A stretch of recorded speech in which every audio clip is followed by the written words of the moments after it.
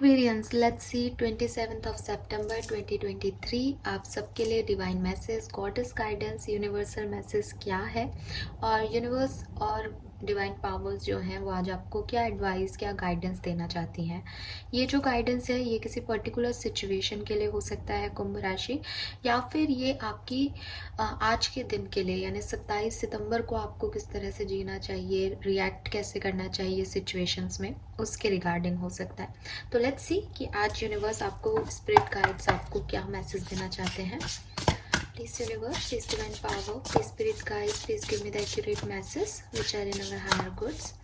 Please मुझे guide कीजिए for कुंभ राशि। प्लीज गाइड कीजिए कुंभ राशि के लिए 27 सितंबर 2023 divine message, goddess guidance for कुंभ राशि। Thank you universe, thank you. All right, so we have number 33। बहुत बार आता है ये कार्ड आप लोगों के लिए। We have number 10 and lastly we have number 35। Okay, so Aquarians, यहाँ पे जो बॉटम कार्ड है वो है एक्सपेक्टेशंस का नंबर 12। नंबर 12 और 3 सिग्निफिकेंट हो सकता है आप में से काफ़ी लोगों के लिए। यूनिवर्स कह रहे हैं don't seek anyone's approval. So Aquarius, अगर बहुत ज़्यादा लोग क्या कहेंगे, सोसाइटी क्या कहेगी, किसी से परमिशन लेनी है, किसी से पूछना है, अपने डिसीजंस में किसी को शामिल करना है, अगर ऐसा नेचर है तो एटलीस्ट आज के लिए किसी से पूछना, ये पता करना, ये समझदारी दिखाना कि क्या सही है क्या गलत, दैट इज़ ओके, यहाँ तक सही है। पर अपने डिसीजंस को उसके ऊपर पूरी तरीके से डिपेंड कर लेना कि सामने वाला जो कहेगा वही करना है, सामने वाला अप्रूव करेगा तब मैं ये करूँगा या करूँगी। सोसाइटी अगर ये चीज़ एक्सेप्ट नहीं कर रही तो ये नहीं करना है। इस तरह के थॉट प्रोसेस से निकलना पड़ेगा। एटलीस्ट आज के दिन या आपकी कोई सिचुएशन है और आप बहुत ज़्यादा लोगों के बारे में, लोगों के अप्रूवल के बारे में सोच रहे हो तो उससे निकलो। कार्ड का नाम एक्सपेक्टेशंस है, तो साफ सी बात है कि लोगों से एक्सपेक्ट मत करो कि वो आपको समझेंगे या आपके लिए कुछ करेंगे या आपकी तरह करने लगेंगे या आपको परमिशन देंगे किसी चीज़ की। नहीं, वो ऐसा नहीं करेंगे क्योंकि उनकी अपनी जर्नी चल रही है, वो अपने तरीके से एक्ट कर रहे हैं, वो अपनी तरीके से सोच रहे हैं। ये आपकी ज़िंदगी है, इसे आप बेहतर जानते हो। आपको जैसे जीना है उसे आप अपने तरीके से जियो। लोगों का गाइडेंस, एडवाइस ली जा सकती है लेकिन पूरी तरीके से उन पर डिपेंड नहीं होना चाहिए। मैं आपको यूनिवर्स का मैसेज और डिवाइन गाइडेंस देती हूँ, फिर भी मैंने हमेशा बोला है कि जनरल रीडिंग के हिसाब से अपने लाइफ के डिसीजन नहीं लिए जाते। लाइफ के डिसीजन वैसे ही लिए जाते हैं जैसे आप चाहते हो। बस एक गाइडेंस, एक पता चल जाता है कि हाँ यार ये चीज़ भी है, तो एक साइड ऑफ कॉइन आपको दूसरा मैं दिखा देती हूँ, दैट्स इट। लेना आपके है, आपके डिसीजन है, आपको लेने हैं। So don't expect anything from anyone. किसी से एक्सपेक्ट मत करो कि वो आपको अप्रूवल देंगे या आपके लिए कुछ करेंगे। ठीक है, आपको जो ठीक लगता है आप करो। इस तरह से करो कि आप अपने दम पे ही खुश हो। आपको खुश होने के लिए या उस काम को करने के लिए किसी और की नीड नहीं है।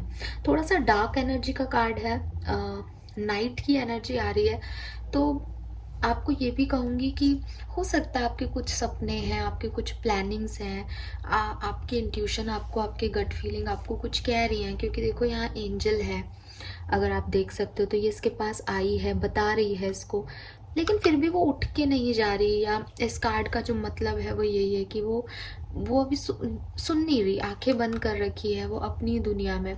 तो आप अगर ऐसी किसी सिचुएशन में हो कि आप अपने मन की नहीं कर रहे, अपनी सुन ही नहीं रहे, डोंट डू दिस। ठीक है, yes. Then we have number 33। काफ़ी बार ये कार्ड आता है, मैंने पहले भी कहा 33 आपकी एज हो सकती है, 6 नंबर सिग्निफिकेंट हो सकता है। Focus on the here and now. आज अभी प्रेजेंट सिचुएशन पे फोकस करो। फ्यूचर में क्या होगा, फ्यूचर अच्छा है या नहीं, पास्ट में क्या हुआ, उन पे बहुत ज़्यादा फोकस करने की ज़रूरत नहीं है। जो आज आपके तरफ, आपके साथ में लोग हैं, उनके साथ समय बिताओ, उनसे आज की बात करो। फ्यूचरिस्टिक होना अच्छी चीज़ होती है कि हमने हमारा कल भी सिक्योर किया है, लेकिन आपके लिए सजेस्टेबल नहीं है, आपके लिए एडवाइजरी नहीं है कि आप बहुत ज़्यादा फ्यूचर के बारे में सोचें। जो होना है हो जाना है। जो पास्ट में हुआ था तब आपको आज का भी नहीं पता था कि क्या होगा, फिर भी आप इसमें हो, जी रहे हो। तो अभी जो कुछ बचा है, मुझे ऐसा लग रहा है जैसे कोई टावर मूवमेंट आ गया, ख़त्म हो गई चीज़ें अब, क्योंकि वहाँ एक नाइट एनर्जी दिख रही है ना। यहाँ पे भी थोड़ा सा ऐसा है कि उजाला है, लेकिन अगर यहाँ देखोगे फ्यूचर के बारे में या पास्ट के बारे में तो एक डार्क साइड देखोगे अपना, तो वो मत देखो, उसके बारे में ज़्यादा मत सोचो। प्रिडिक्शंस और इन सब के बारे में ज़्यादा मत सोचो कि किसने क्या कहा है। अपने मन की सुनो, अपनी गट फीलिंग की सुनो, अपने इंट्यूशन की सुनो। अगर आपको लगता है मेरे को इंट्यूशन नहीं है, मुझे कुछ समझ में नहीं आता मुझे क्या करना है क्या नहीं, और मेरे इंट्यूशन ही काम नहीं करते हैं, तो भी आप जब खाली बैठोगे, खुद पे इनर वर्क करोगे, तो अपने आप आपकी बातें आपके सामने आएंगी। अभी खाली बैठने का मतलब ना, कई लोग ऐसे कहते हैं कि हाँ अपने आप से बातचीत करनी चाहिए, अकेले में वक्त बिताना चाहिए। नहीं, इंट्रोस्पेक्शन का मतलब या मेडिटेट करने का मतलब ये नहीं है कि आपको अपने साथ वक्त बिताना चाहिए। आप अपने साथ वक्त कई बार बिताते हो, आप ड्राइव करते हुए अपने साथ बिताते हो वक्त, अगर खाली गाड़ी चला रहे हो। आप वॉशरूम में अपने साथ वक्त बिताते हो, अगर आप फ़ोन लेके नहीं जाते हो। आई एम सॉरी मैं ऐसी बातें कर रही हूँ, but this is the fact कि हमारे दिमाग में जो थॉट्स चलते हैं वो चलते ही रहते हैं यार। उनके लिए हमें एक अलग से कॉर्नर में बैठने की ज़रूरत नहीं है। कॉर्नर में बैठने का या इंट्रोस्पेक्शन करने का मतलब सिर्फ इतना है कि वो थॉट से आप निकलो, क्लियर करो अपने माइंड को, अपने आप को एक फ्रीडम ऑफ थॉट दो कि ठीक है जो कुछ भी है मुझे मतलब नहीं है। तो वही आपको करना है यहाँ पे। और आपके लिए जो कार्ड आ रहा है उसमें तो 2 जने बैठे हैं, तो आप जो लोग हैं उनके साथ समय बिताओ। आपको बहुत ज़्यादा सोचने करने की ज़रूरत नहीं है कि पास में क्या हुआ मेरे साथ, आगे मुझे कैसे बढ़ना। कोई किसी एनालिसिस की ज़रूरत नहीं है, यहाँ किसी कैलकुलेशन की ज़रूरत नहीं है। बस आज में जीने की ज़रूरत है, जो अवेलेबल है एन्जॉय करो उसके साथ। दिमाग ही मत लगाओ कि 28 को क्या होगा और 26 को क्या हुआ था। 27 सितंबर को जियो। Then we have number 10, red forgive. So Aquarius नाम से सजेस्टेड है, बहुत सुंदर सा कार्ड है। 10 नंबर की एनर्जी दे रहा है, एंडिंग की बात कर रहा है। ज़िंदगी में अगर कुछ ऐसी सिचुएशंस हैं जहाँ लोगों को माफ़ नहीं कर पा रहे हो, जहाँ सिचुएशन बहुत ख़राब है, जहाँ आपको लग रहा है लोगों ने आपके साथ इनजस्टिस किया है, यूनिवर्स ने आपके साथ इनजस्टिस किया है, आपने खुद ने सही डिसीजन नहीं लिया और अपनी ज़िंदगी को ख़राब कर लिया, हो जाता है कई बार, इंसान है हम। अगर ऐसा कोई भी थॉट है जहाँ सिचुएशन इतनी ख़राब है कि एकदम एंड चल रहा है और बुरा लग रहा है, गिल्ट आ रहा है, समझ में नहीं आ रहा क्या करना है, तो सबसे पहले तो देखो ये बाट टब में बैठी है, रेड कलर के फ्लावर्स हैं। सो अपनी हीलिंग पे फोकस करो। हीलिंग के कई तरीके मैंने आपको बताए हैं। आप सॉल्ट बाथ ले सकते हो, आप कैंडल हीलिंग कर सकते हो। कैंडल से आप कपूर को अपने चारों तरफ 7 टाइम्स फेर के उसको जला सकते हो। तो ऐसी कई रिचुअल्स हैं जिससे आप हील कर सकते हो खुद को। मेडिटेशन, आपकी माइंड की हीलिंग के लिए मेडिटेशन कर सकते हो। जो मैंने पहले बताया वो सारी आपकी बॉडी की हीलिंग थे। माइंड की हीलिंग के लिए आप मेडिटेशन कर सकते हो। नेचर से बातचीत कर सकते हो। आप जाओ, अपने जो भी आपके प्लांट्स हैं उनसे जाके बात करो। आपके पास पेट्स हैं तो पेट्स के साथ वक्त बिताओ। छोटे बच्चों के साथ टाइम स्पेंड करो। बारिश आए आपके यहाँ तो बारिश में भीगो। बारिश का पानी अपने आप में एक हीलर है। तो ये सब चीज़ें आपको हील करेगा, ठीक है। दूसरी चीज़, सबसे बड़ी चीज़, कि आपने जो कुछ भी आपकी लाइफ में हुआ उसे तो आप हील कर लोगे, लेकिन जब तक दिमाग में ये चलता रहेगा कि ये लोग गलत हैं, इन लोगों ने मेरे साथ गलत किया, मेरे साथ कुछ अच्छा नहीं हो रहा, मैं ही अपनी लाइफ की स्पॉइल करने की जिम्मेदार हूँ, मेरे को ऐसा नहीं करना चाहिए था, तब तक ये चीज़ हमेशा के लिए ख़त्म नहीं होगी। इसीलिए ये कार्ड यहाँ पे है कि देखो जो होना है उसको, और वो हो गया और उसको हम बदल नहीं सकते। मैं आपको हीलिंग बताती हूँ डेली, आप हीलिंग कर लोगे अपनी, फिर भी जो माइंड में नेगेटिविटी है वो कहीं नहीं जा रही। ऐसी कंडीशन में सिर्फ एक चीज़ आपको इससे निकाल सकती है, वो है फॉरगिवनेस। हम बहुत छोटा समझते हैं इस चीज़ को कि माफ़ी तो करना है, ठीक है कर दिया, लेकिन बहुत बड़ी चीज़ होती है माफ़ी देना। कोई आपको हर्ट करे और आप उसे माफ़ कर दो, ये बहुत बड़ी चीज़ है एक्वेरियस, ये आसान नहीं है। ठीक है, जितना सुनने में आसान लगता है कि हाँ मैंने कर दिया माफ़ उसे, ये उतना आसान नहीं है। क्यों? क्योंकि जब माफ़ करने का मतलब ये नहीं है कि मैंने माफ़ कर दिया बोल देना। माफ़ करने का मतलब है कि मैंने आंतरिक रूप से उस नेगेटिविटी को, उस सच्चाई को जो मैंने जी, उस पेन को जो मेरे को मिला उस वजह से, मैंने ख़त्म कर दिया, मैंने सरेंडर कर दिया। अभी ये बात मुझे अफेक्ट नहीं करती है। तो वो फॉरगिवनेस यहाँ पे रिक्वायर्ड है आप में से काफ़ी लोगों के लिए।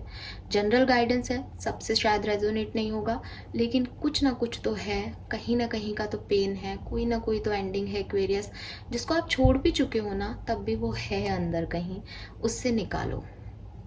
ठीक है, इसीलिए मैंने हमेशा बोला है कि माफ़ी हम इसलिए नहीं देते कि हम सामने वाले से प्यार करते हैं और उसे माफ़ कर दें।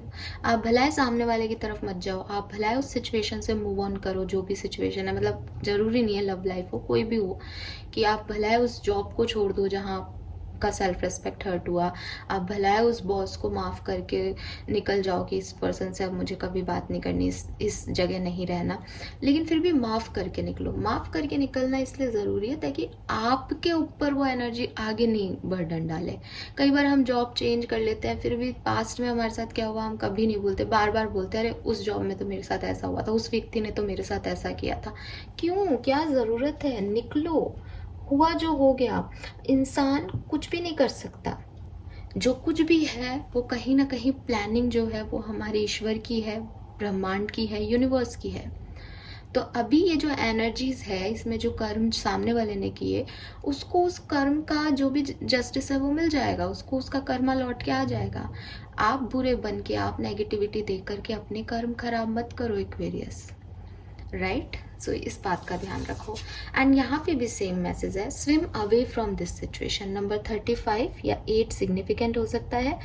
जो कुछ भी सिचुएशन है जो आपको परेशान कर रही है, ये पास्ट की हो, ये कोई फ्यूचर का डर है, इससे दूर रहो, इससे दूरी बनाओ एक्वेरियस।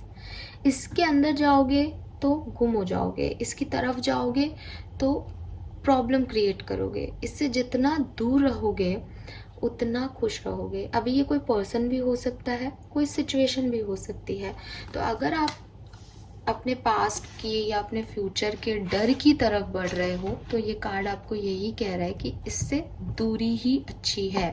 ना तो ये आपकी सोच में होनी चाहिए सिचुएशन, है ना, और ना ही ये आपकी रियलिटी में कहीं होनी चाहिए। आपको इस सिचुएशन में दोबारा नहीं जाना, आप इससे दूर रहो।